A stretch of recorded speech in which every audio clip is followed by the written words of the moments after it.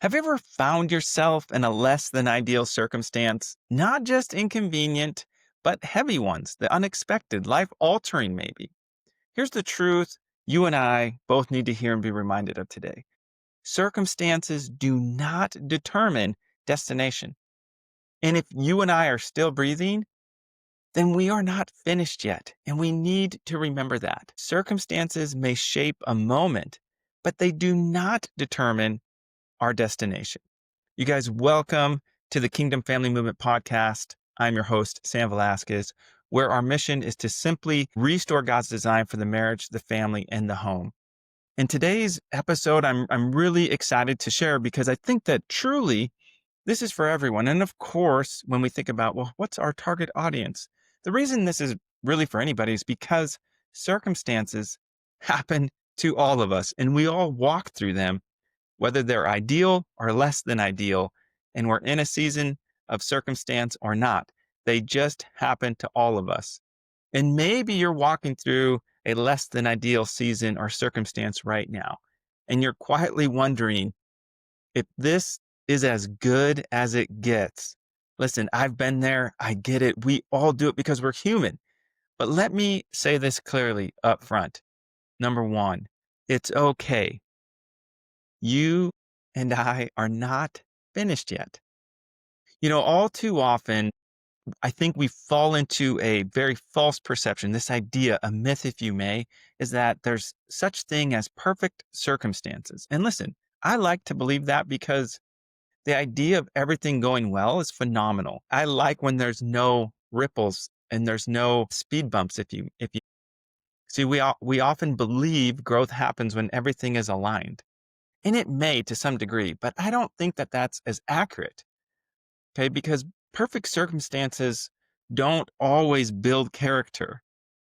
They more often, at least in my case, they preserve comfort. And what do I mean by that? I mean, when things are going well and I'm not having to butt up against any kind of less than ideal circumstance, it's easy, it's comfortable. But when it's less than ideal, not so much. You see, imperfect circumstances are where our faith is forged. Sometimes it's small, like a flat tire maybe, or running late to work, or losing our keys or our cell phone. I understand some of you are like, losing your cell phone, that's a huge circumstance. Listen, I get it. We're attached to them. They're our little precious. But sometimes, if we're being honest, circumstances can be devastating. It could be job loss, financial loss, a less than ideal diagnosis. Maybe your marriage is under strain. Maybe you lost a loved one and had no idea. You didn't see it coming and it just came out of nowhere. And now that individual is gone. But the truth is circumstances are they're unavoidable for all of us. Okay. But they don't get the final word. That's what this is all about. Let's not let our circumstances determine the final destination. And the reason that is difficult, it's easy to say, but it's difficult to live out, is because the real battle, it's in our mind, right? The fight isn't the circumstance itself. The fight is what we believe because of the circumstance. And that is intrinsically different. And it's so hard because if I'm being honest, if we're being honest, all too often, this is where the devil likes to come in and he starts to whisper to us and he'll say things like, it's too late. You'll never recover. Your marriage is done. It's not worth trying to fix or recover or, make it better. Or the setback is too permanent. But that's not true at all. See, kingdom truth says circumstances may and are often present, but they are not permanent. And that's where we have to start to make the personal shift. We have to start to reframe our thinking. We have to anchor ourselves to something that is truth versus the lie that the devil wants to whisper in so many circumstances, no matter how small or insignificant they may seem to the very obvious, catastrophic, less than ideal circumstances we face. So there's a phrase that I've been practicing and speaking in every circumstance or season where it feels less than ideal. And I can feel and sense that voice that I know is not truth trying to tell me it's not worth it. And here's what it is. It's the phrase, "It's okay, I'm not finished yet." Or I could say, "You're okay, you're not finished yet." Remember that. Listen, personally, as a husband, as a father, as a person of faith, this keeps me grounded. You see, I don't determine the beginning and I don't determine the end. God does. See, my responsibility, your responsibility is alignment, not control. And trust me, if I may, I love control because it's more aligned with comfort. It's more aligned with the false idea that there's such thing as perfect circumstances all the time. So of course, we love the idea of control. But the truth is, we're not in control. And yes, we have the power to choose. So I'm not saying that we have no ability to make choices. What I'm saying is our job is to be in an alignment. I was reminded of a story, and there's a gentleman, and when we think of less than ideal circumstance, I think that Viktor Frankl, if you're not familiar, check him out, look him up. His story's phenomenal. But Viktor Frankl is a Holocaust survivor. And I know if you're like me, you're thinking, Sam, that's totally not fair. Of course, none of our circumstances generally are that kind of less than ideal. But listen, it's not about comparison. Don't do that. It is, however, about just using a true story to help us relate to something Viktor Frankl said. But not only was he a Holocaust survivor, he lost his family, he lost his freedom to a certain degree, he nearly lost his life, and then he wrote this statement that I wanted to capture because it's so powerful. And he said, "Can be taken from a man but one thing, the freedom to choose one's attitude in any given circumstance." I'm going to say it again. Okay. Everything can be taken from a man, but one thing, the freedom to choose one's attitude in any given circumstance. I don't know about you, but that is a amazing quote, but it's actually for me personally, I don't know for you, it is a convicting one to think I can choose to have an attitude that is good or not good in any given circumstance. See, Viktor Frankl refused to let circumstances define his final destination. He chose meaning, he chose purpose, he chose hope. And I don't personally know, I'm very curious if he wrote that after getting out of the concentration camp or while he was in there somehow, he jotted that down or he held it with him in his mind. But that's such a powerful story. It reminds me of Joseph too, right? Giving some truth to a biblical context and story. Joseph, if you don't know his story, and I won't get into the depth of it, but basically he was one of many brothers and he was betrayed. He was sold. He was sold into slavery. I can't imagine in today's present time, my siblings I can't imagine this. No, I'm just kidding. But I can't imagine being sold into slavery, being falsely accused. He was imprisoned. And then later, he was speaking to his brothers and he said this, "Listen, you guys meant this for evil, but God meant it for good."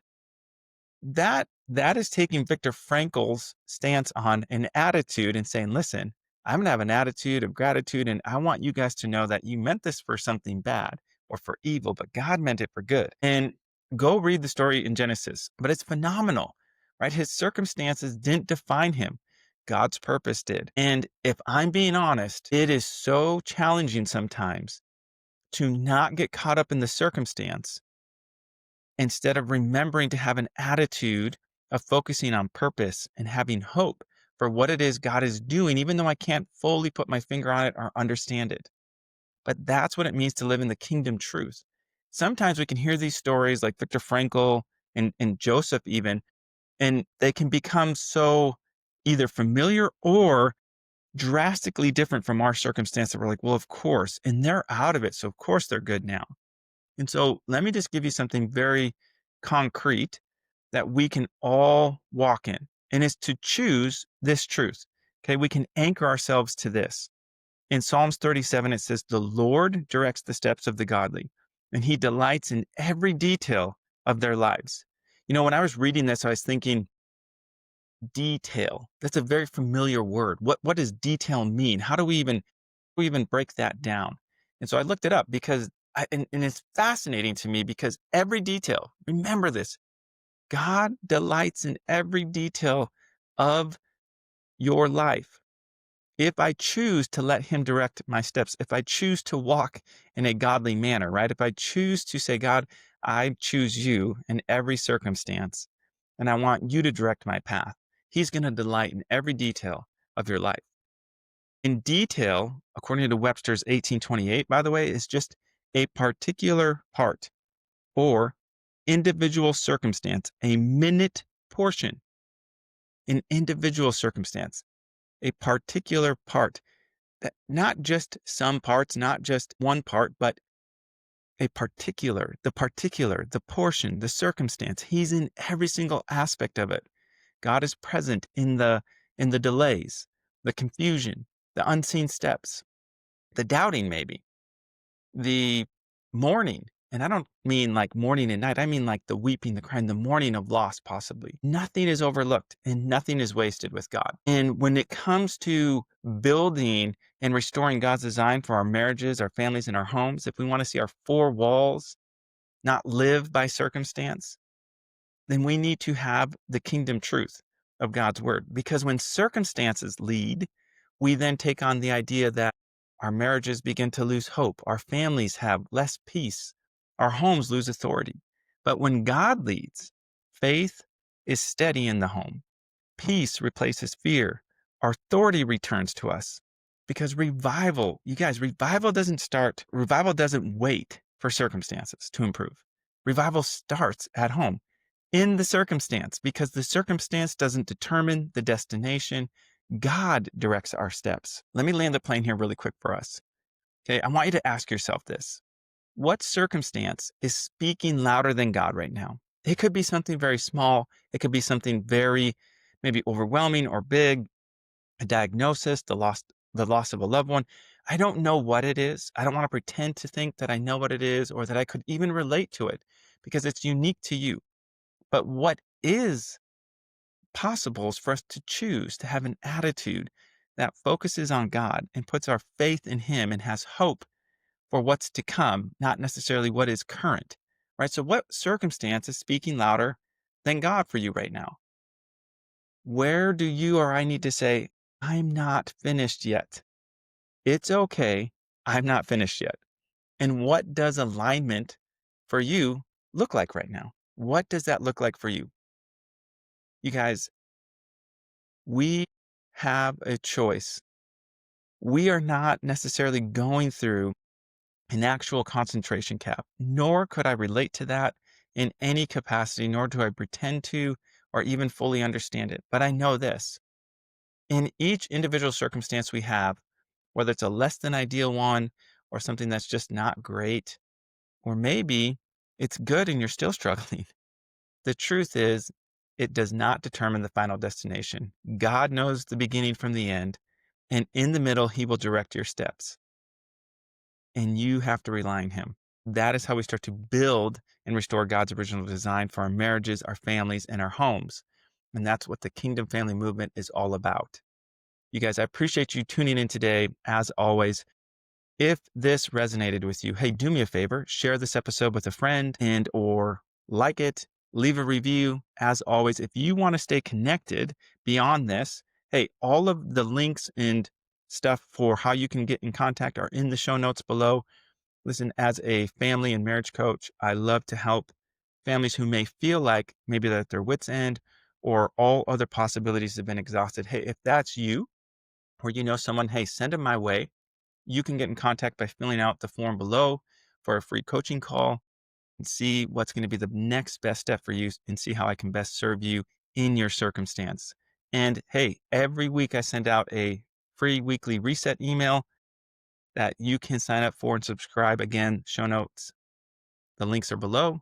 And as always, you guys, I appreciate you tuning in, and let's do this together because we are restoring God's design for the marriage, the family, and the home. Coach Sam Velasquez here with the Kingdom Family Movement podcast, and we will see you on the other side. Peace.